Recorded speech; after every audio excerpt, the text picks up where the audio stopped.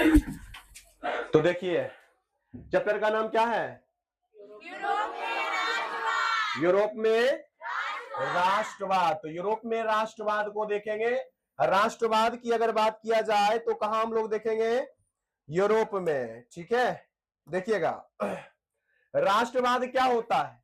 तो राष्ट्रवाद एक ऐसी भावना है जो किसी विशेष भौगोलिक, सांस्कृतिक या सामाजिक परिवेश में रहने वाले लोगों के बीच क्या स्थापित करता है? एकता। आप सुने होंगे टोलावाद, सुने हैं? गांववाद सुने हैं? राज्यवाद सुने हैं? देशवाद। कहीं टोला में जाएंगे तो कहेंगे वो टोला वाला आके मेरे टोला में काहे बोल रहा है, काहे मारा, मारो सब मिलकर मारो, हमारा टोला वाला को मारेगा। बोलता है कि नहीं बोलता है? गांव में जाएगा तो कहेगा कि वो गांव वाला हमारा गांव वाला को मारेगा, रे सबको पकड़ के मारो तो हमारा गांव मार के मारेगा। तो गांववाद हो गया कि नहीं हो गया? यानी अपनत्व का भावना आता है। क्या चीज का भावना आता है? अपनत्व का भावना। भौगोलिक क्षेत्र मतलब कोई जगह पर, कोई स्थान पर, कोई देश में, कोई राज्य में या कोई जिला में। ठीक है। सांस्कृतिक कहने का मतलब हुआ कि हिंदू, मुस्लिम, सिख, ईसाई सब एक से एक जैसा ही होता है।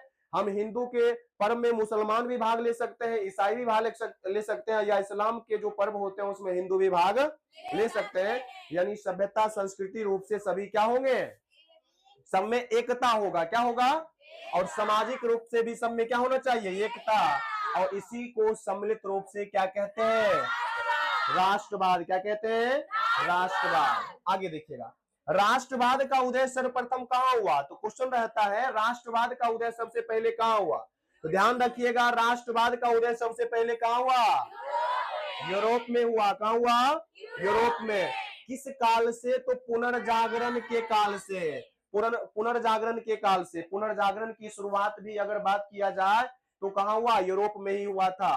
ठीक है। फ्रांसीसी क्रांति में सर्वप्रथम राष्ट्रवाद की भावना यानी का क्या हुआ? उदय हुआ, प्रकट हुआ। यानी फ्रांसीसी क्रांति कब हुआ था? 1789 ईस्वी में। इसी क्रांति में राष्ट्रवाद की भावना का क्या होता है? उदय होता है। याद रखिएगा, जिसमें सबसे ज्यादा योगदान किसका रहा? नेपोलियन का महत्वपूर्ण योगदान था। नेपोलियन का क्या था? महत्वपूर्ण योगदान था। ये बात याद रखिएगा। आगे आप देखिएगा, वियना सम्मेलन का कब और देखिएगा वियना सम्मेलन कब हुआ, इसकी अध्यक्षता कौन किया? सबसे पहले हम लोग को समझना है कि वियना है क्या। वियना एक जगह का नाम है। वियना क्या है? एक जगह का नाम है। कहां का है? ऑस्ट्रिया का है। ध्यान रहे, ऑस्ट्रेलिया नहीं बोल रहे, क्या बोल रहे हैं? ऑस्ट्रिया बोल रहे हैं। और ऑस्ट्रिया की राजधानी है ये। किसकी राजधानी है? ये क्या है? राजधानी है। क्या है? राजधानी है, याद रखना है। और ये सम्मेलन हुआ कब था? तो 1815 ईस्वी में ऑस्ट्रिया की राजधानी वियना में हुआ था ये वियना सम्मेलन। और इस सम्मेलन की अध्यक्षता ऑस्ट्रिया के चांसलर, देखिए याद रखना है, ऑस्ट्रिया का जो राजा होता है उसी को क्या कहते हैं हम लोग? चांसलर कहते हैं। क्या कहते हैं? तो चांसलर राजा का नाम क्या था? मेटरनिक नाम था। क्या नाम था? मेटरनिक। और यही इसका एक प्रसिद्ध कथन है, जब फ्रांस छींकता है तो पूरे यूरोप को क्या हो जाता है? सर्दी जुकाम हो जाता है। क्या हो जाता है? सर्दी जुकाम हो जाता है। याद रखिएगा। अब देखिएगा, अगला है, इसी से रिलेटेड क्वेश्चन है कि सम्मेलन हुआ था, इस सम्मेलन का कुछ उद्देश्य होगा। तो क्वेश्चन टाइप का पूछ दिया जाता है कि वियना सम्मेलन का मुख्य उद्देश्य क्या था, क्यों हुआ था? तो देखिएगा, इसका उद्देश्य को थोड़ा सा हम लोग क्या करेंगे? समझेंगे। वियना सम्मेलन कब हुआ? 1815 में हुआ। और इस सम्मेलन की मेजबानी ऑस्ट्रिया के चांसलर, नाम क्या था? नाम मेटरनिक। क्या नाम था? मेटरनिक। जो घोर प्रतिक्रियावादी था। जो क्या था? घोर प्रतिक्रियावादी। और इस सम्मेलन का उद्देश्य क्या था? नेपोलियन युग को क्या करना? कौन युग को शुरुआत करना? इस सम्मेलन का मुख्य उद्देश्य ये हुआ करता था कि नेपोलियन युग जो चलता आ रहा था, नया युग जो था, उसको खत्म कर देना है। ठीक है। और पुराना युग, पुरातन युग की फिर से क्या करनी थी? स्थापना करना था। क्या करना था? स्थापना। तो शुरुआत करना था। इसी के तहत फ्रांस में कौन वंश के? बुर्बो वंश का पुनर्स्थापना हुआ और लुई 18वां क्या बना? याद रखना है कि वियना कांग्रेस का मुख्य उद्देश्य, वियना सम्मेलन का मुख्य उद्देश्य क्या था? नेपोलियन युग को क्या करना, और कौन युग की शुरुआत करना? कब हुआ? 1815 ईस्वी में हुआ। किस राजवंश की पुनर्स्थापना हुआ? राजा किसको बनाया गया? कोई दिक्कत? कोई दिक्कत नहीं। आगे है जुलाई 1830 के क्रांति को संक्षेप में बताना है। किसमें बताना है? संक्षेप में। तो देखिएगा जुलाई 1830 के क्रांति को हम लोग थोड़ा सा देखते हैं।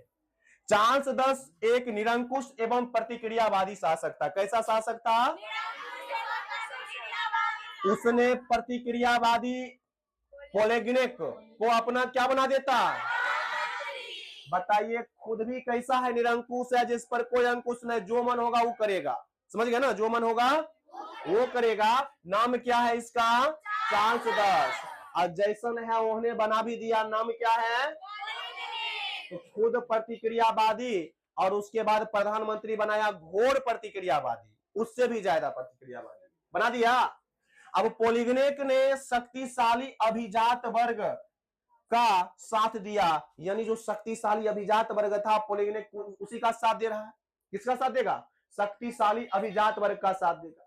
इसीलिए उदारवादी जो था काफी विरोध करने लगा। किसका? पोलिगनेक तथा चार्ल्स दस का, और काफी विरोध किया करना शुरू किया। लेकिन चार्ल्स दस ने उदारवादियों के ऊपर 4 अध्यादेश जारी कर दिया। 4 गो आदेश थोप दिया। किसके ऊपर? चार्ल्स दस उदारवादी के ऊपर। चार्ल्स दस किसके ऊपर? जिससे पेरिस की क्रांति, पेरिस में क्या होगा? क्रांति के, यानी कहा कि खुद राजा तो एकदम खचरा है, नहीं है जी? कैसा है? निरंकुश है। और कैसा है?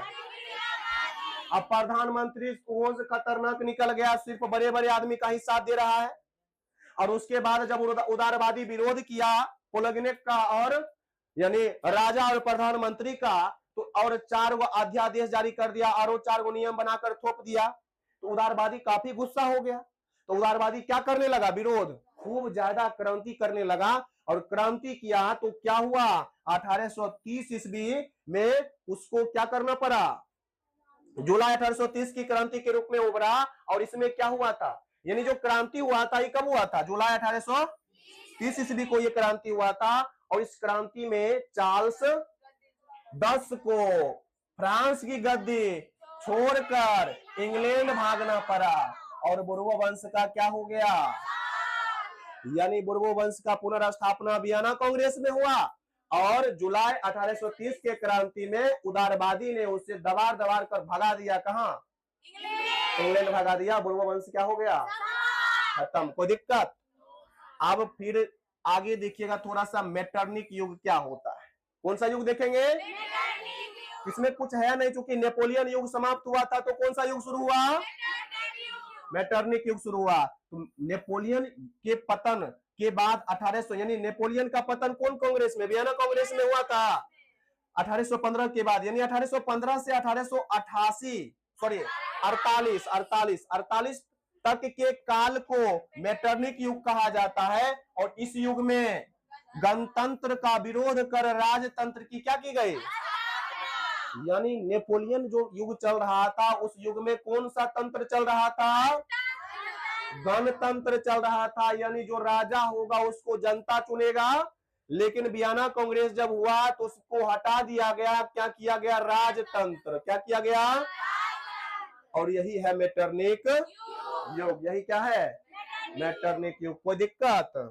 कोई दिक्कत नहीं। आगे देखिएगा वियना सम्मेलन की उपलब्धियां, यानी वियना सम्मेलन जो हुआ था 1815 में, उसकी उपलब्धि क्या हुआ करता था? उसकी उपलब्धि हुआ करता था, देखिएगा इसमें नेपोलियन युग को क्या किया गया? और मेटरनिक युग की क्या हुई? बढ़ावा, यानी शुरुआत नहीं हुआ। पहला तो उपलब्धि यही है। 3 4 5 उपलब्धि हम लोग को क्या करना है? देखना है। तो पहला क्या है? नेपोलियन युग समाप्त और मेटरनिक युग को बढ़ावा मिला। गणतंत्र को समाप्त करके, गणतंत्र को समाप्त करके कौन तंत्र? राजतंत्र की स्थापना किया गया। कौन सा तंत्र की? राजतंत्र की स्थापना। आगे देखिएगा, रोम और उसके आसपास का क्षेत्र पोप को दे दिया गया। किसको दिया गया? अब पोप कहिएगा कौन सी राजा थे? कौन थे? रोम के राजा। कहां के राजा? देख रहे हैं ना। आगे सिसिली और नेपल्स बुर्बो वंश के राजा फर्डिनेंड को दे दिया गया। किसको दे दिया गया? फर्डिनेंड को दे दिया गया। किसको दे दिया गया? बुर्बो वंश के राजा फर्डिनेंड को दे दिया गया। याद रखना है, बुर्बो वंश को पुनः स्थापित किया गया। यानी अब देखिएगा, बुर्बो वंश का क्या हुआ? पुनः स्थापना किया गया और लुई 18वां को राजा बनाया गया। ये हम पढ़े कि नहीं पढ़े? अभी पढ़े ना जे। तो ये सब इसकी क्या है? उपलब्धि है। ये सब इसकी क्या है? उपलब्धि है। तो वियना कांग्रेस की उपलब्धि देखिएगा, एग्जाम में पूछा ही जाता है। पूछा जाएगा तो बन जाएगा, आराम से बन जाएगा। अब फिर पगलवा गया यहाँ पर। कोई कैसा है? निरंकुश, प्रतिक्रियावादी, या इसका प्रधानमंत्री और ज्यादा खतरनाक, पॉलीगेनिक है ना जी। तो जुलाई 1830 के क्रांति का निम्नलिखित परिणाम। अब परिणाम क्या निकला? तो परिणाम में देखिएगा, चार्ल्स 10 को फ्रांस की गद्दी छोड़कर कहां भागना पड़ा? इंग्लैंड भागना पड़ा। तो यानी जुलाई 1830 का जो क्रांति हुआ था उसमें तो परिणाम यही निकला, इसको भागना पड़ा। कौन भगाया? कौन भगाया? उदारवादी भगाया। कौन भगाया? उदारवादी भगाया था। अच्छा, उदारवादी भगाया था तो चार्ल्स 10 के बाद कोई उदारवादी ही बनेगा प्रधानमंत्री? बनेगा? कौन बनेगा? उदारवादी ही बनेगा। कौन बनेगा? उदारवादी बनेगा। देखिएगा, फ्रांसीसी क्रांति को पुनः क्या किया गया? यानी जुलाई 1830 के क्रांति का परिणाम में एक बात यह भी जानना है कि फ्रांसीसी क्रांति को पुनः क्या किया गया? वियना कांग्रेस के सिद्धांत को क्या कर दिया गया? फिर पूछिएगा इनके सिद्धांत क्या था? तो सिद्धांत ये था कि जो पुरातन व्यवस्था था उसको पुनः क्या करना? स्थापित करना। लेकिन वो तो कम हो गया। फिर गणतंत्र की स्थापना हुआ। आगे संपूर्ण यूरोप में राष्ट्रवाद की भावना जगी। कौन क्रांति? जुलाई 1830 के क्रांति के बाद। और फ्रांस का अगला शासक कौन बना? अब हमको बताइए कि लुई फिलिप कैसा होगा? प्रतिक्रियावादी या उदारवादी? होगा कि नहीं होगा? क्योंकि उदारवादी यही सब मिलकर भगाया था। किसको? लुई चार्ल्स 10 को। किसको? चार्ल्स 10 को। यहां तक में कोई दिक्कत? आगे बढ़ा जाए। आगे बढ़ते हैं। 1848 के क्रांति को बताएं। कौन सा क्रांति? अब देखिएगा, उदारवादी है ना ये लुई फिलिप। आपको लग रहा होगा ये भी अच्छा है, लेकिन जो है नाम उदारवादी, काम भी इनका होने रह जाता है। देखिएगा किसके जैसा? चार्ल्स 10 जैसा ही। देखिएगा, लुई फिलिप एक उदारवादी एवं महत्वाकांक्षी शासक था। महत्वाकांक्षी मतलब एकरा इच्छा बहुत ज्यादा होता था। क्या होता था? इच्छा ज्यादा। उसने घोर प्रतिक्रियावादी गीजो को बनाया पीएम। लीजिए, फिर प्रतिक्रियावादी आया कि नहीं आया? इसको बना दिया क्या चीज? प्रधानमंत्री बना दिया। मोदी जी बनाए? बिल्कुल नहीं, गीजो। यहाँ प्रधानमंत्री कौन है? अभी प्रधानमंत्री कौन है? मोदी जी। हाँ, मोदी जी है। तो प्रधानमंत्री नियुक्त किया गया। अच्छा, दूसरी ओर लुई फिलिप जो था वो पूंजीपति को ज्यादा क्या दिया? महत्व दिया। आप बताइए, आप लोग बैठल है, लड़का 2 4 5 प्रश्न पूछा, एक को जवाब नहीं दिया, लड़की एक पूछा जवाब देंगे तो मन कैसन होगा? अरे यार, बढ़िया लगेगा? कहेगा हमरा आप ध्यान नहीं देते हैं सर जी, एकदम पूरा एकदम कुछ बोलते रहेगा, ध्यान देते हैं। बोलेगा कि नहीं बोलेगा? तो ऐसा यानी लग रहा था पूंजी, यानी जो पूंजीपति नहीं था, जो गरीब था, उसको लग रहा था, नहीं लग रहा था कि लुई फिलिप सिर्फ पूंजीपति, जिसके पास रुपया है उसी पर क्या देते हैं? खाली ध्यान देते हैं, गरीब पर नहीं देते, उदारवादी पे। देखिएगा, जिस कारण क्या होगा? अब फ्रांस में भूखमरी, बेरोजगारी क्या होगी? क्योंकि पूंजीपति के पास रुपया ढेर सारा होगा तो क्यों भूखा मरेगा वो? नहीं मरेगा। इसलिए जो पूंजीपति नहीं था, श्रमिक था, किसान, मजदूर, बेरोजगार, यानी ये सब क्या हो गया, बढ़ गया। और सुधारवादियों ने फिर क्या करेगा, उसको सुधार किया जाएगा, तो सुधारवादी एक भोज का आयोजन करेगा। ठीक है, 22 फरवरी 1848 में थियर्स के नेतृत्व में एक महाभोज का आयोजन किया जाएगा। और महाभोज का आयोजन करेगा, भंडारा होगा, आ जाओ महाभोज। ठीक है, और उस भोज में बुलाया जाएगा सबको, और उसी भोज में भंडारा यानी जो है भंडा फूटेगा। भंडारा में किसका, लुई फिलिप का। नहीं तो कोई जाएगा ना, यहाँ बोल देंगे कि ज्ञान गंगा में आओ, सब भोज है, जितना भी 10 क्लास का बच्चा जा रहा है एग्जाम देने के लिए सब आओ, पूरा भंडारा जितना खा सकता, मोमोज, फुचका, ये वो सब रहेगा, सब दौड़ लाएगा, आएगा कि नहीं आएगा। और उसके बाद जो है भंडा फोड़ना शुरू करेंगे कोचिंग वाला सबको, तब की होगा। तो वही हाल होगा यहाँ, देखिएगा। तो भोज का आयोजन किया गया, किस लिए किया गया, देखिए कारण क्या था, लुई फिलिप का भंडा फूटेगा यहाँ। ठीक है, अब देखिएगा, अब जिसमें लुई फिलिप का काफी क्या किया गया, भोज सब खा रहा है, लुई फिलिप का विरोध भी कर रहा है। कौन कर रहा है, सुधारवादी। कौन कर रहा है, जिस कारण लुई फिलिप को गद्दी छोड़कर इंग्लैंड भागना पड़ा। ये भी कहां भागा, इंग्लैंड भागा। और फ्रांस में किसकी स्थापना, गणतंत्र की। तो बताइए, एक उदारवादी भगाया था किसको, चार्ल्स 10 को। खुद उदारवादी था लुई फिलिप, लेकिन अमेरिका साथ दे रहा है, इसलिए सुधारवादी इसको भी दबार के कहां भगा देगा। अब देखिए भगाने का तरीका देखिए, भोज पहले महाभोज किया, कहां किया था, थियर्स में।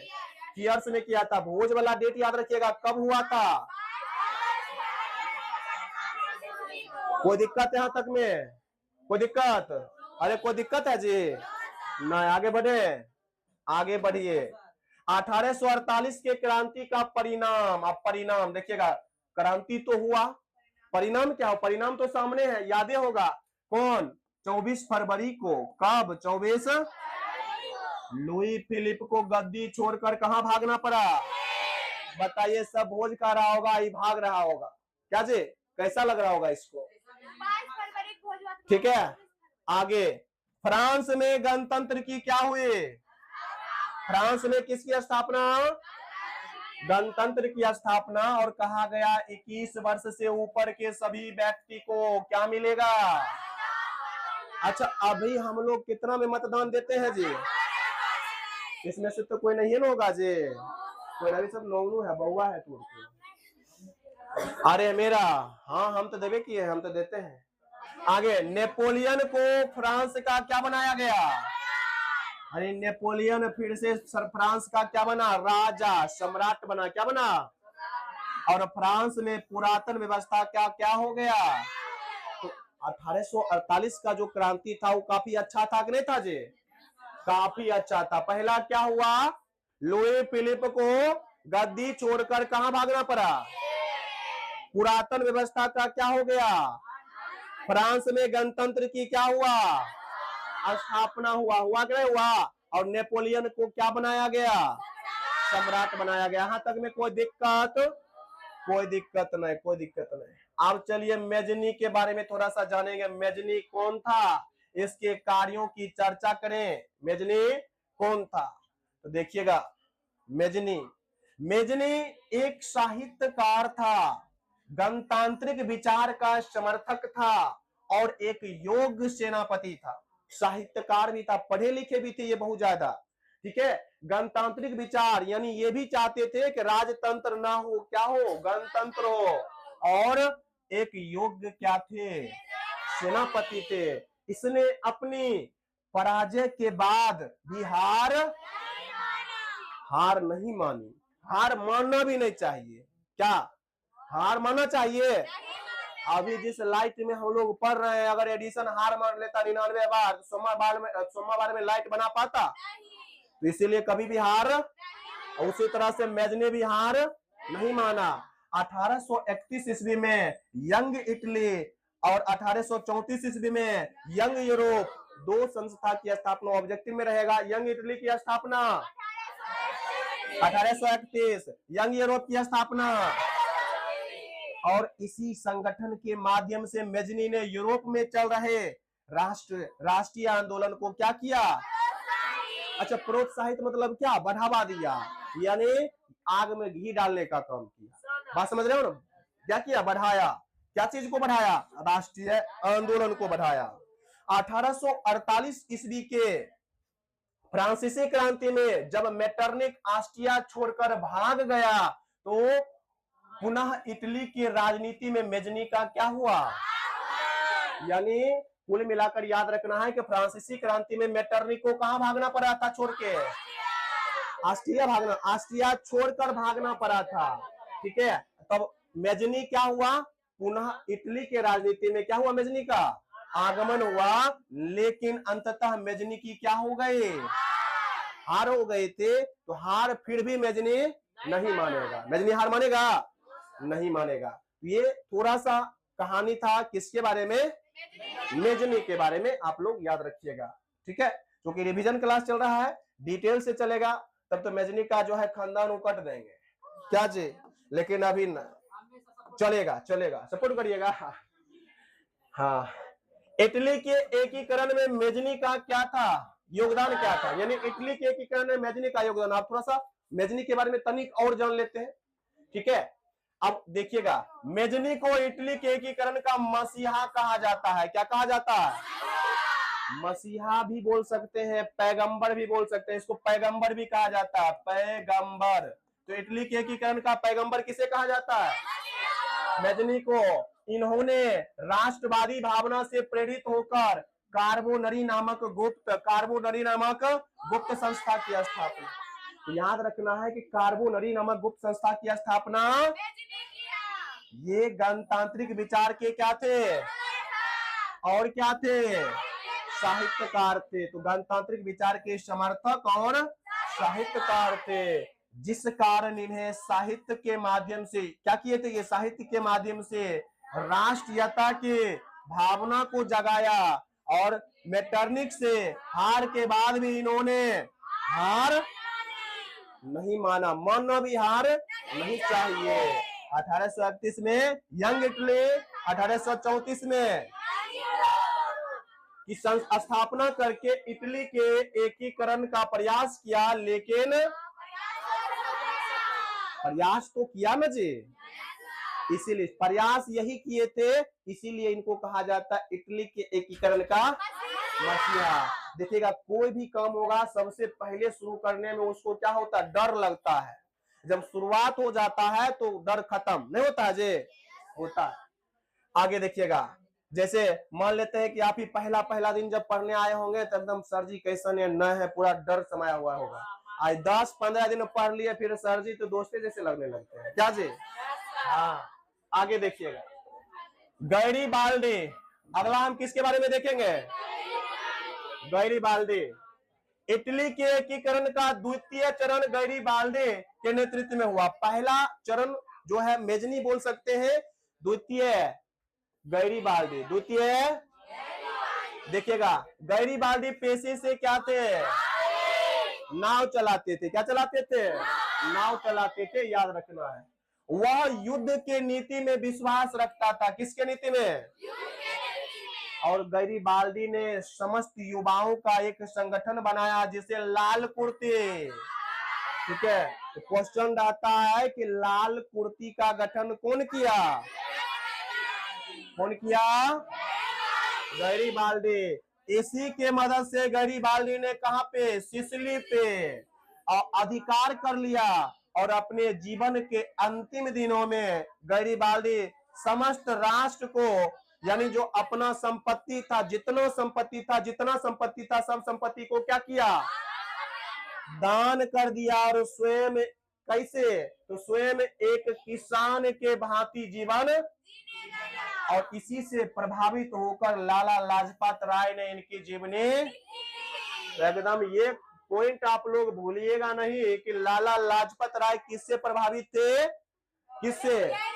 गैरीबाल्डी से। किससे प्रभावित होकर लाला लाजपत राय जो है जीवनी लिखे थे? कोई दिक्कत? आगे बढ़े। आगे जर्मनी के एकीकरण की बाधाएं क्या थी? जो जर्मनी इटली के एकीकरण तो हो चुका है, दूसरा चरण भी। अब जर्मनी के एकीकरण की बाधाएं क्या थी, तो देखिएगा जर्मनी के एकीकरण की कई बाधाएं थी। कोई एक बाधा होता है नहीं। पहला बाधा, तो जर्मनी के एकीकरण में हमेशा ऑस्ट्रिया क्या करता था, देखिए ऑस्ट्रिया इतना कचरा था कि इधर इटली को परेशान, उधर जर्मनी को परेशान, दोनों को परेशान करते रहता था। जर्मनी में राष्ट्रवाद की भावना का क्या था, जर्मनी में राष्ट्रवाद की भावना का क्या था, अभाव। अब राष्ट्रवाद का भावना होबे नहीं करेगा तो दिक्कत न होगा जी। मतलब समझ लीजिए दूसरा कोई आएगा, दूसरा कोई आकर आप पर मतलब अत्याचार करेगा और आप बगल में मुंह देखिएगा, ओकरा नहीं कर रहा है, हमरा कुछ कर रहा है ना। बताइए अभी बैठे हुए हैं, बाहर से कोई आएगा और किसी को कुछ करने लगेगा, क्या कोचिंग मार्क मारेगा, देख लेंगे, अब आने दो, सब मिलकर मारेंगे, मारेंगे नहीं मारेंगे। लेकिन उस समय ऐसा नहीं था, जर्मनी में ऐसा था नहीं था। जर्मनी के एक प्रांत पर कोई ऑस्ट्रिया अगर आक्रमण कर दिया तो दूसरा मुंह देखता था, भाने कर रहा है, समझ रहे ना, ये नहीं था। बात समझ गए। आगे, जर्मनी लगभग 300 छोटे छोटे राज्यों में बटा हुआ था। देखिए यह तो सबसे खतरनाक बात था कि 300 छोटा छोटा राज्य में बटा हुआ था। तो बताइए, वही बताए कि एक राज्य पर आक्रमण करेगा तो चुपचाप देखेगा ठीक कर रहा है और जाकर उसका देगा, आरो करो आरो करो। जब उस पर आएगा बारी तब पता चलेगा कि नहीं, साथ रहना चाहिए। यही हाल हुआ था अपना देश में। अंग्रेज कैसे अपने देश को गुलाम बनाया, भारत में राष्ट्रवाद ही नहीं था। बंगाल पर आक्रमण करता था तो अवध वाला मुंह देखता था, अवध पर करता था तो मैसूर वाला मैसूर पर देख करता था, तो कौन, मराठा, और मराठा पर करता था तो पंजाब, और धीरे धीरे सबको क्या बना लिया, गुलाम। तो यही बात वहां था जर्मनी में कि 300 छोटा छोटा राज्य में बट गया, कौन, जर्मनी। और राष्ट्रवाद का क्या था, अभाव था। तो तीसरा क्या था राष्ट्रवाद का, तीसरा जर्मनी 300 छोटा छोटा राज्य में बटा, और जर्मनी में राष्ट्रवाद की भावना का क्या था, और जर्मनी के एकीकरण में हमेशा कौन एकदम बाधा डालता था, तीसरा चौथा, जर्मनी में राजनीतिक, सामाजिक और धार्मिक विषमताएं थी। राजनीतिक विषमताएं थी, सामाजिक विषमताएं थी और धार्मिक विषमताएं थी। मेटरनिक प्रतिक्रियावादी नीति भी जर्मनी के एकीकरण की क्या था, बाधा। तो मेटरनिक का जो प्रतिक्रियावादी नीति था वो भी किसके, जर्मनी के एकीकरण का क्या था, बाधा था। यहां तक में कोई दिक्कत नहीं ना। आगे, इटली तथा जर्मनी के एकीकरण में ऑस्ट्रिया की क्या भूमिका थी। देखिए ये क्वेश्चन जो पूछा जाता है, भूमिका कुछ नहीं था, तो परेशान कहने था दोनों। ये क्वेश्चन पता नहीं कैसे दे दिया, ऐसे क्वेश्चन नहीं होना चाहिए। तो ये ऑस्ट्रिया की, थोड़ा सा हम देख लेते हैं इस क्वेश्चन को। इटली तथा जर्मनी के एकीकरण में ऑस्ट्रिया मुख्य रूप से बाधा था। मतलब जो बाधा होगा उसको भूमिका मानिएगा, नहीं होना चाहिए ऐसा क्वेश्चन, भूमिका नहीं देना चाहिए। ये शब्द थोड़ा सा ऑड लगता है। देखिएगा सबसे बड़ा बाधा कौन था, किसके एकीकरण में, इटली और जर्मनी, नहीं, जर्मनी और इटली दोनों, जर्मनी और इटली दोनों, क्योंकि वह दोनों क्षेत्र पर अपनी शक्ति बनाए रखना,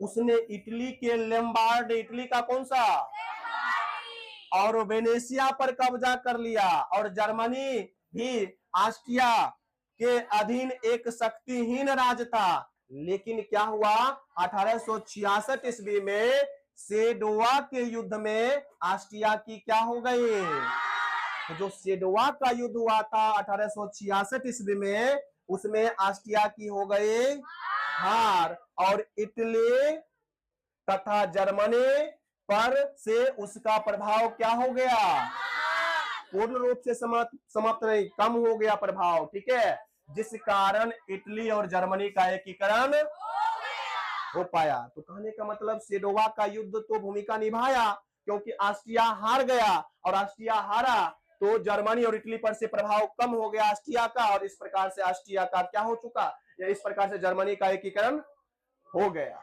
कोई दिक्कत नहीं। आगे है, जर्मनी के एकीकरण के लिए बिस्मार्क कौन सी नीति अपनाई थी, तो याद रखना है कौन सा नीति, लौ एवं रक्त की नीति। कहने का मतलब हुआ कि यदि साम्राज्य विस्तार के लिए अगर कोई और भी मतलब अपना बेटा भी सामने आ जाएगा तो उसको भी काट डालो, मार डालो। बात समझ रहे हैं ना? ऐसा नीति था किसका? किसका? बिस्मार्क का। किसका? बिस्मार्क का। बात समझ रहे हैं ना? देखिए, जर्मनी के एकीकरण के लिए बिस्मार्क ने लौह एवं, जिसमें पहले बिस्मार्क ने कई आर्थिक सुधार करके, कौन सा? कई सारी आर्थिक सुधार करके प्रसा की स्थिति को काफी क्या किया, साथ ही साथ अपनी सैनिक शक्ति को भी काफी क्या किया? कौन किया? तो आर्थिक शक्ति, सैनिक शक्ति और प्रसा की शक्ति को क्या किया? मजबूत किया। ठीक है। एवं डेनमार्क, ऑस्ट्रिया और फ्रांस के साथ बिस्मार्क ने क्या किया? तो देखिए 3 युद्ध किया था। क्या युद्ध किया? डेनमार्क, ऑस्ट्रिया और फ्रांस के साथ युद्ध किया और अंततः 1871 ईस्वी आते आते बिस्मार्क के नेतृत्व में जर्मनी का क्या हो गया? इसीलिए कहा जाता है जर्मनी के एकीकरण का मसीहा किसे कहा जाता है? और भारत का जो बिस्मार्क किसे कहा जाएगा? तो याद रखिएगा, भारत का बिस्मार्क कहा जाता है सरदार पटेल को। जिस प्रकार से जर्मनी 300 छोटा छोटा जो है राज्य में बटा था ना जी, सबको मिलाकर एकीकरण किया, उसी प्रकार से अपना भारत भी 552 छोटा छोटा राज्य में बटा हुआ करता था और सबको मिलाकर एक करने का काम कौन किए थे? सरदार, हाँ, सरदार पटेल। पटेल, इसीलिए सरदार पटेल को भारत का क्या कहा जाता है? यहां तक में कोई दिक्कत? आगे देखिएगा, स्वर्णिम मध्यम वर्गीय नीति का अवलंबन किसने किया और क्यों किया? क्या है क्वेश्चन? स्वर्णिम मध्यम वर्गीय नीति का अवलंबन शुरुआत कौन किया और क्यों किया? तो देखिएगा, स्वर्णिम मध्यम वर्गीय नीति का अवलंबन लुई फिलिप ने किया।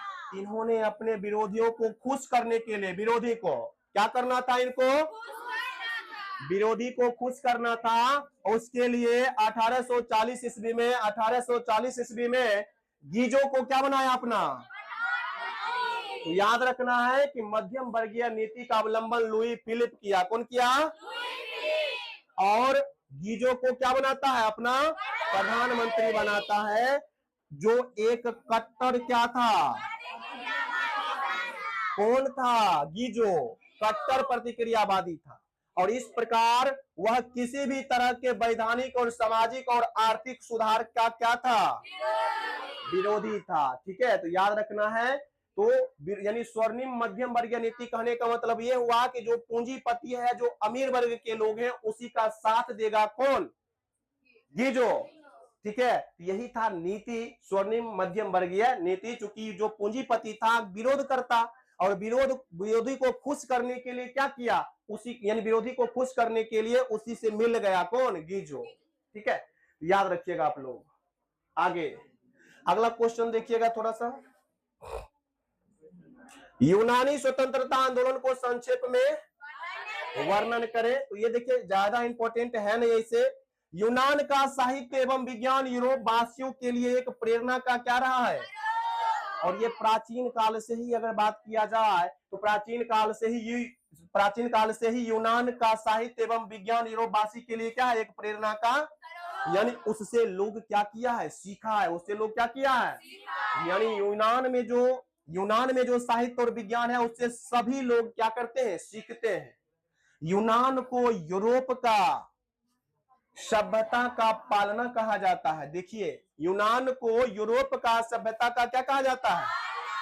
और याद रखना, सभ्यता का पालना, सभ्यता क्या होता है? तो सभ्यता किसी विशेष क्षेत्र में रहने वाले लोगों की भाषा, रहन सहन, वहां कैसे लोग क्या करते हैं, कैसे खाते हैं, क्या पहनते हैं, क्या चीज, कृषि कैसी है वहां की, फिर वहां का अगर बात किया जाए तो घर कैसा है, सड़क कैसा है, ये सब का अध्ययन हम लोग किसमें करते हैं? सभ्यता में करते हैं। जैसे हम लोगों का जो सभ्यता सबसे प्राचीन हुआ करता था वो था हड़प्पा सभ्यता। कौन सा सभ्यता?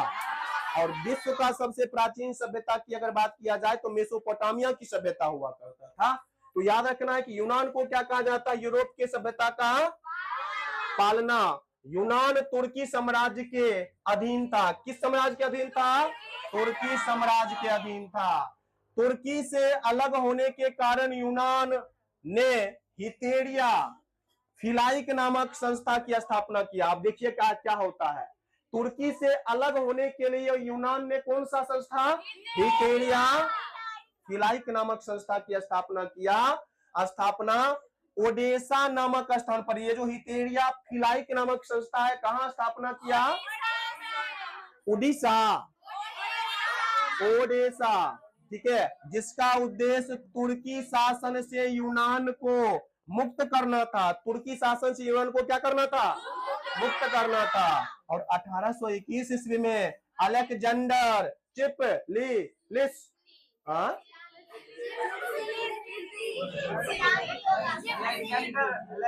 क्या होगा जी, चिपसिलांकी ना होगा। तो अलेक्जेंडर चिपसिलांकी के नेतृत्व में यूनान में क्या हो गया, विद्रोह हो गया। और एक सम्मेलन, यानी जो है विद्रोह हो गया, और एक उसके पश्चात क्या हुआ, एक सम्मेलन, जिसमें 1827 ईस्वी में लंदन में तीनों यानी इंग्लैंड, फ्रांस तथा रूस यूनान के समर्थन में था। तुर्की बुरी तरह से क्या हुआ, पराजित हुआ। और 1832 ईस्वी में यूनान को क्या मिल गया, स्वतंत्रता मिल गया। क्या मिल गया, स्वतंत्रता मिल गया। तो ये भी देखिएगा बिस्मार्क के संबंध में मुख्य बातें देख ही लीजिए। बिस्मार्क की अगर बात किया जाए तो बिस्मार्क प्रशा का एक क्या था, बिस्मार्क प्रशा का शासक विलियम प्रथम का क्या था, चांसलर था। ठीक है, ये हीगेल के विचार से क्या काफी क्या थे, तो यहां से ऑब्जेक्टिव बनेगा। ठीक है, याद रखना है। बिस्मार्क जर्मनी के एकीकरण के लिए कौन सा नीति अपनाए, लौ एवं रक्त के नीति। बिस्मार्क जर्मनी के एकीकरण में क्या युद्ध किया था, 1886 ईस्वी में, 66 ईस्वी में ऑस्ट्रिया और प्रशा के बीच कौन सा युद्ध, 1870 ईस्वी में फ्रांस और प्रशा के बीच फ्रैंकफर्ट की क्या हुआ था, संधि हुआ था। फ्रैंकफर्ट की क्या हुआ था, संधि हुआ था। आगे देखिएगा। और 1871 ईस्वी में बिस्मार्क के नेतृत्व में जर्मनी का एकीकरण हो गया। इसी कारण बिस्मार्क को जर्मनी का एकीकरण का क्या कहा जाता है, जर्मनी के एकीकरण का मसीहा कहा जाता है। अगला देखिएगा, काउंट काबूर। देखिएगा, काउंट काबूर को सार्डिनिया पिडमाउंट, ठीक है, विक्टर एमेनुअल ने अपना क्या बनाया था, याद रखना है कि सार्डिनिया पिडमाउंट के शासक विक्टर एमेनुअल ने अपना प्रधानमंत्री किसे बनाया था, काउंट काबूर को बनाया था। ठीक है, और ये एक सरूल क्या कर रही है, ये एक सफल कूटनीतिक एवं राष्ट्रवादी शासक थे। काउंट काबूर इटली के एकीकरण का सबसे बड़ी बाधा किसको मानता था, और बात भी सही था कि काउंट काबूर जो था इटली के एकीकरण का सबसे बड़ी बाधा किसको मानता था, ऑस्ट्रिया को मानता था। किसको मानता था, काउंट काबूर क्रीमिया के युद्ध में ऑस्ट्रिया को हराने के लिए फ्रांस के तरफ से भाग लिया, यानी फ्रांस के तरफ से भाग ले लिया। कौन लिया, काउंट काबूर। ऑस्ट्रिया को हराकर लैम्बार्डी पिडमाउंट पर कब्जा कर लिया। काउंट काबूर ने इसके बदले में फ्रांस को सेवाय और निस दिया। सेवाय और क्या दिया, निस दिया, यानी दे दिया। 1860-61 तक काबूर ने सिर्फ रोम को छोड़कर ऊपरी और मध्य इटली के सभी रियासतों को क्या किया था, मिला लिया था। ठीक है, तो इतना तक आप लोगों को याद रखना है। आगे देखिएगा, आगे है विलियम प्रथम के बगैर जर्मनी का एकीकरण बिस्मार्क के लिए क्या था, शायद आज का लास्ट क्वेश्चन होगा, कैसे था, ये कैसे था। तो विलियम प्रथम के बगैर जर्मनी का एकीकरण असंभव इसलिए था क्योंकि उन्होंने बिस्मार्क को जर्मनी का चांसलर नियुक्त किया और जर्मनी के एकीकरण में महत्वपूर्ण भूमिका निभाया। कौन, तो विलियम प्रथम। यदि विलियम प्रथम बिस्मार्क को जर्मनी का प्रधानमंत्री नियुक्त नहीं करता तो क्या बिस्मार्क जर्मनी का एकीकरण कर पाता, तो निश्चित रूप से विलियम प्रथम का योगदान था। इन्होंने जर्मनी के एकीकरण के लिए लौह एवं अपनाए और विलियम प्रथम के बिना बिस्मार्क को शक्ति और साधन का लाभ बिल्कुल नहीं मिल पाता। राजा प्रधानमंत्री को यदि सब चीज नहीं देगा तो क्या प्रधानमंत्री को शक्ति मिलेगा? इसीलिए विलियम प्रथम बिस्मार्क को सब चीज देता था और शक्ति भी देता था और संसाधन भी देता था। अगर नहीं देता तो लाभ मिल पाता नहीं। वे ऑस्ट्रिया और फ्रांस के खिलाफ युद्ध के माध्यम से जर्मनी राष्ट्र को एकजुट करने में क्या हो गए? नहीं, अगर नहीं देते तो असफल हो जाते। समझ गए ना? इसीलिए कहते हैं कि यदि बिस्मार्क को विलियम प्रथम प्रधानमंत्री नहीं बनाता, विलियम प्रथम यदि साथ नहीं देता तो बिस्मार्क क्या जर्मनी का एकीकरण कर पाता? नहीं कर पाता। तो क्या वो ऑस्ट्रिया और फ्रांस के खिलाफ युद्ध में सफल हो पाता? नहीं हो पाता। इसीलिए विलियम प्रथम के बगैर जर्मनी का एकीकरण बिस्मार्क के लिए क्या था? असंभव था। यहाँ तक में कोई दिक्कत नहीं ना? यही आपका ये पहला चैप्टर रिवीजन हो गया।